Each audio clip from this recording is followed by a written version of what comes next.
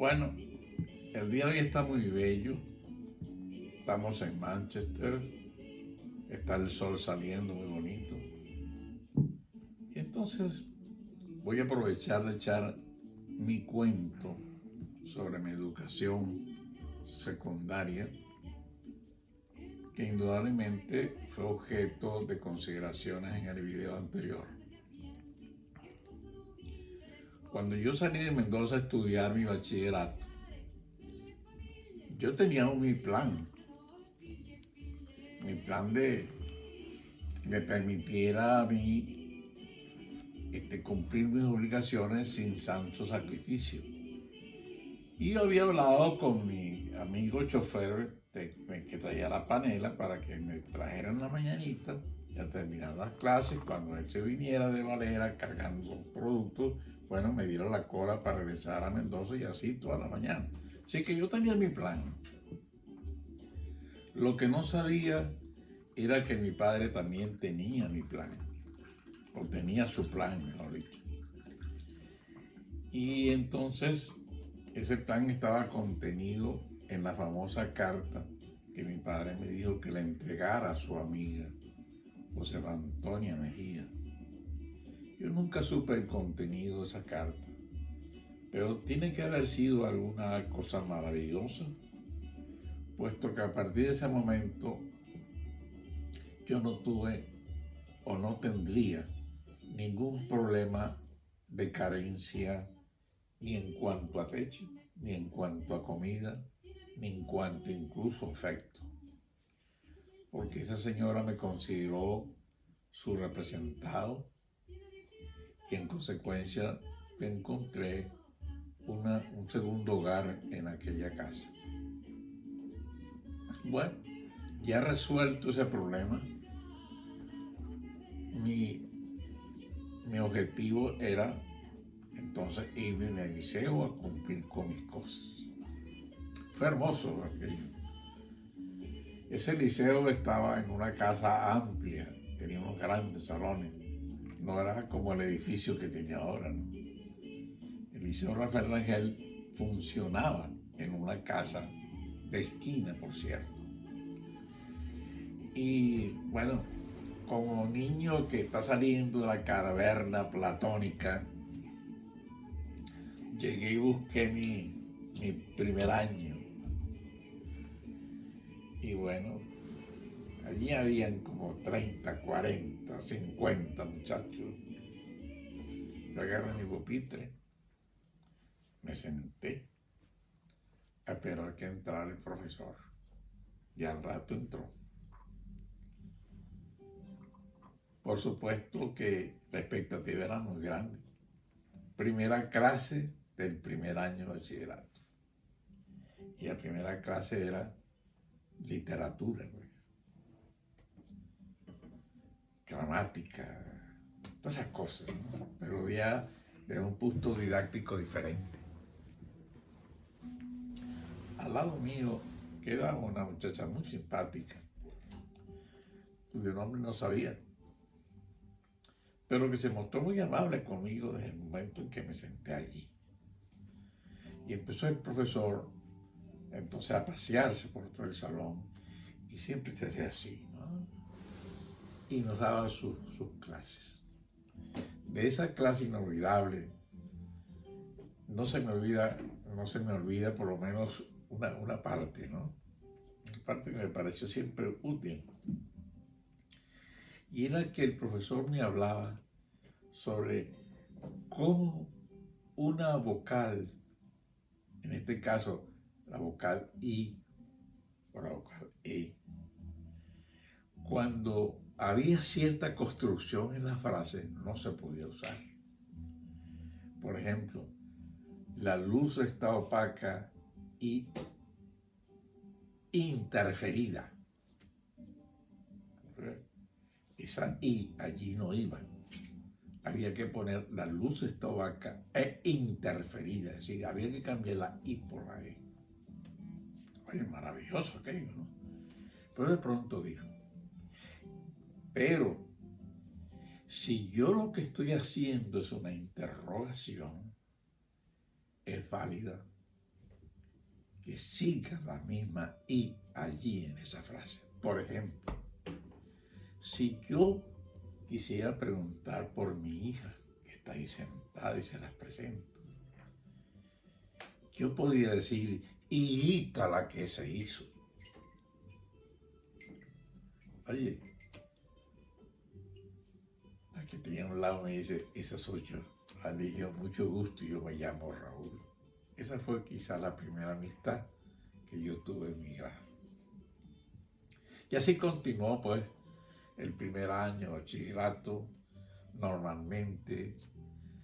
Más o menos en el segundo año, las condiciones de mi casa mejoraron. Mi padre se vino a Valera y asumió la responsabilidad de llevar la contabilidad de una empresa de curtiembre, de cueros, pues. Y le dieron para vivir el edificio donde estaba la curtiembre, que costaba como de 3 pisos, en 3 pisos de madera. Y en consecuencia yo me fui a vivir con mi padre.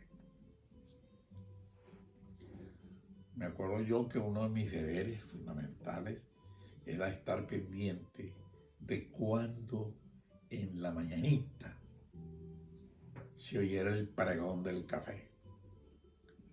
¡Café negro! Ese era el momento en que yo debía agarrar una cafetera con una cabulla, bajarla por el balcón, llenarla, subirla y tomarnos el primer cafecito del día. Y después nosotros pues comíamos en la calle, porque allí no había ni luz, ni menos cocina y cosas de esas.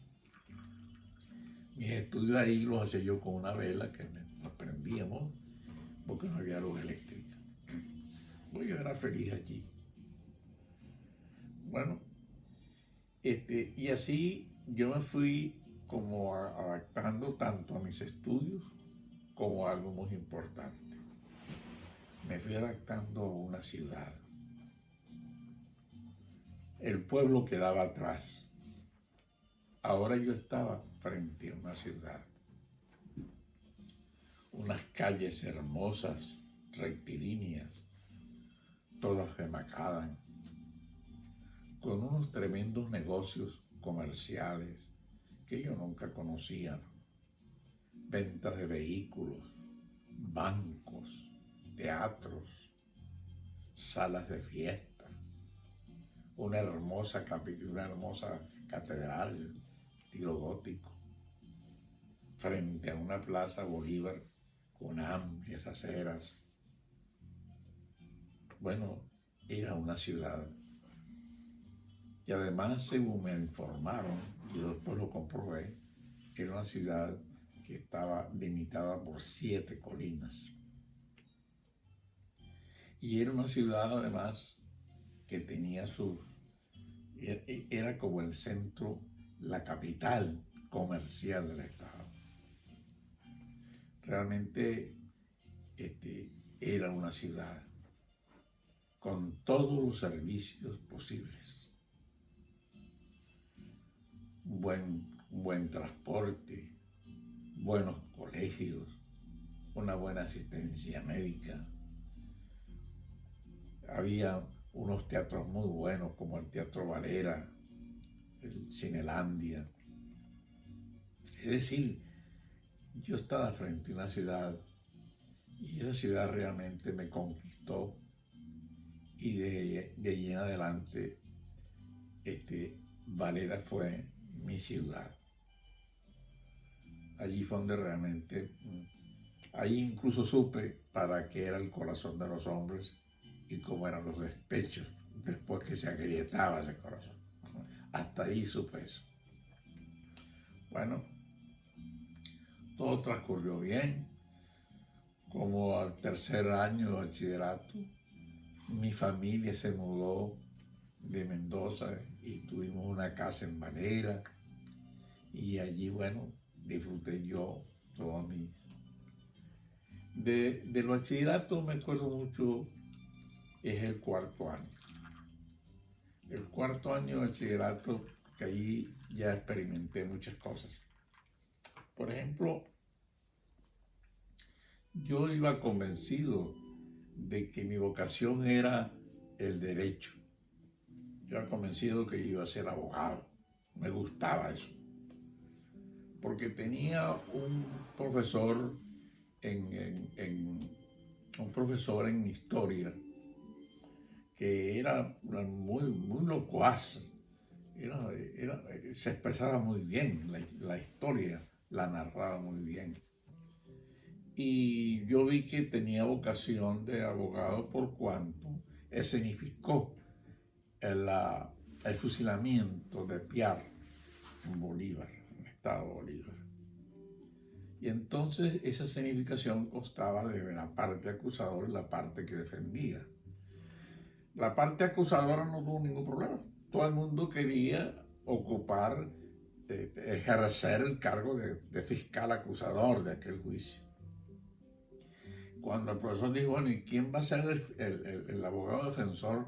Hubo un gran silencio, nadie quería. Porque claro, se sabía cuál era el final del juicio, ¿no? Sin embargo, yo me paré y dije, profesor, yo quiero ser el defensor. Y sabe Dios cuánto hice yo porque a Piar lo perdonara. Cuánto hice yo porque Piar no lo fusilara. Yo hice una defensa muy grande de Piar.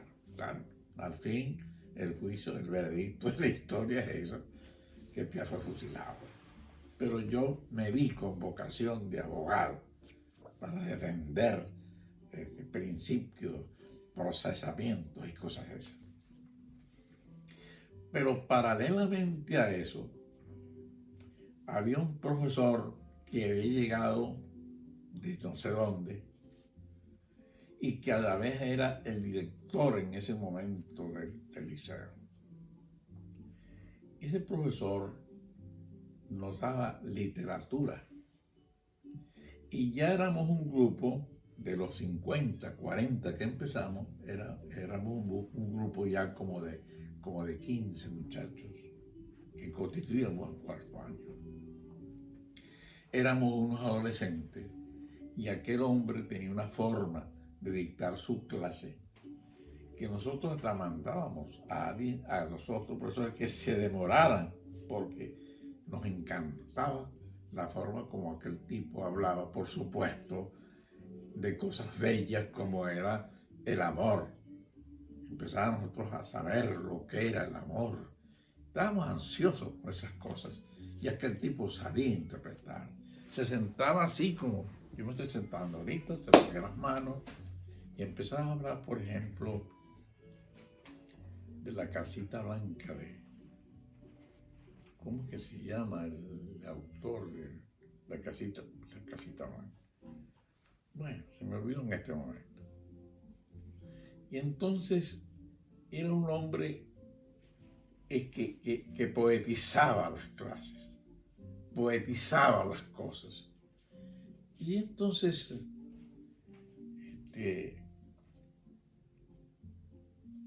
un día se me ocurrió preguntarle,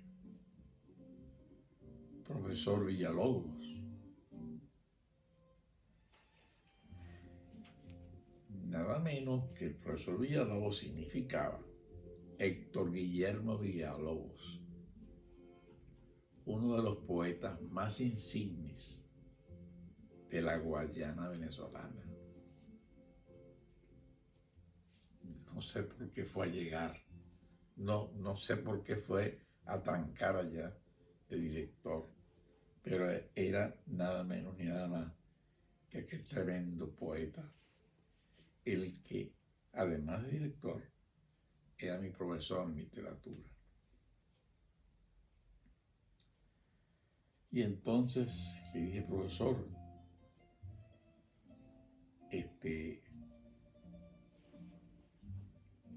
¿usted qué profesión tiene? Y él dijo, yo soy abogado y no ejerce. Y él contestó, no. Yo he preferido dedicarme a la educación, he preferido dedicarme, pongamos, a contarles a ustedes la casita blanca, pero no ejerzo. Y yo seguí preguntando, porque me interesaba si era abogado, si era aquella tremenda personalidad. Bueno, ¿por qué estaba en aquel plan de profesor, de director? Sí, yo no encontraba el contexto. Y él me dijo, no ejerzo la abogacía, porque me hastié de la corrupción en los tribunales. Aquello bastó. Aquello bastó para que yo dijera no seré abogado, porque no voy a participar en ninguna corrupción. Y desde ese momento yo, aunque me gusta mucho el derecho y lo respeto y lo adoro, pero resulta que yo para abogado no hubiera servido. También recuerdo una anécdota muy importante en bachillerato de una persona que fue y ha seguido siendo un gran amigo mío, llamado Chalipe Olmo. Nosotros veíamos química. La química es difícil en cuarto año de bachillerato, por las fórmulas y las cosas que hay, ¿no? Bueno, pues este muchacho, él era de Sabana Libre, pueblo cercano allí a Valera, y era un gran jugador de dominó. Y entonces, cuando estábamos todos engalletados con aquella fórmula, él siempre encontraba una regla mnemotécnica para identificar los elementos, la tabla periódica y todas esas cosas. Y un día el profesor lo llama al pizarrón y el profesor le dice, Olmos, ¿cuál es la fórmula del compuesto químico que se forma cuando el calcio se junta con el sulfato? Y se queda Olmos pendiente. Dice, caso 4, profesor. Caso 4. Esa era la respuesta. O sea, calcio océano.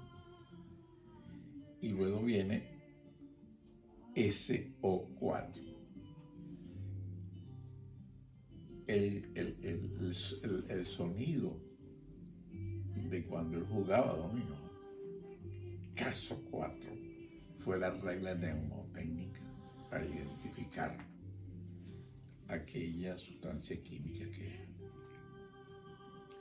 Y la última cosa que me pasó allí fue que me llamó la atención las aplicaciones que podía tener las ciencias, por cuanto me echaron el cuento de un muchacho que había ido al hospital de Valera con un ojo chino de virutas de hierro y no sabían cómo hacer para salvar el ojo.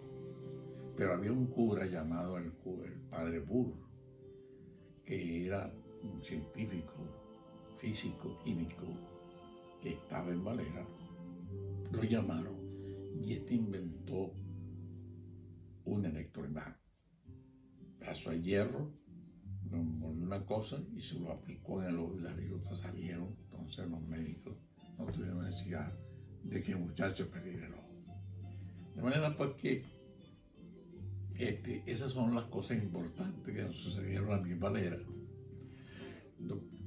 Pero había un punto. Para graduarse de bachiller en Valera no se podía. Había que hacerlo o en Mérida o en Barquisimeto. Bueno, Cuando eso pasó, yo entonces agarré, me inscribí entonces en Mérida y un buen día agarré la carretera trasandina que comunica Valera con Mérida y llegué a Mérida a estudiar mi 5º año de bachillerato y allí me gradué de bachiller en ciencias geológicas. Luego de eso, vendí a la universidad, que va a ser el objeto del próximo video. Muchas gracias.